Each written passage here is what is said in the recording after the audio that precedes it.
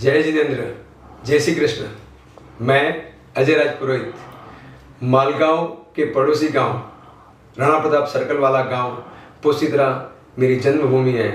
वह मुंबई बोरीली मेरी कर्मभूमि है।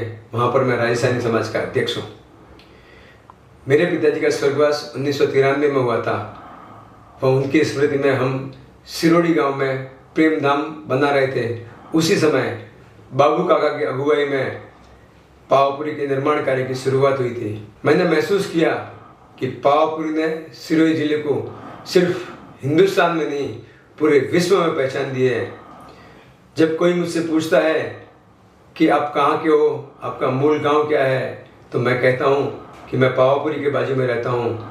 तो मुझे न तो राजस्थान कहने की ज़रूरत पड़ती है, न सिरोही कहने की ज़रूरत पड़ती है, न ही माउंट आबू का जिक्र करने की ज़रूरत पड़ती है। सामने वाला आदमी अपने आप मेरे गांव का लोकेशन समझ जाता है। सच कहूँ तो मुझे पावापुरी में तीर्थ स्थान, जीवदया केंद्र, गौ सेवा पर स्वच्छ पर्यावरण का संगम दिखाई देता है। पावापुरी के परिसर में एक सुंदर सा तालाब है। वहाँ पर कई बाग बगीचे हैं और प्राकृतिक सौंदर्य तो अनुपम है। चारों ओर हरियाली ही हरियाली है। मैं उस हरियाली से, उस प्राकृतिक सौंदर्य से इतना प्रभावित हुआ हूँ कि मैं दावे के साथ कह सकता हूँ कि अगर वहाँ की हरियाली आपको प्रभावित नहीं कर सकती है तो दुनिया की कोई हरियाली आपको प्रभावित नहीं कर सकती है।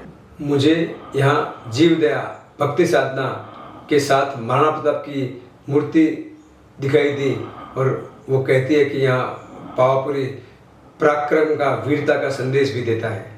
एक यादगार प्रसंग के बारे में बात करूं तो मेरे गांव में जब महाराणा प्रताप की मूर्ति की स्थापना का अवसर था तो डॉक्टर लक्ष्यराज सिंह जी मेवाड़ उदयपुर महाराजा पधारे थे।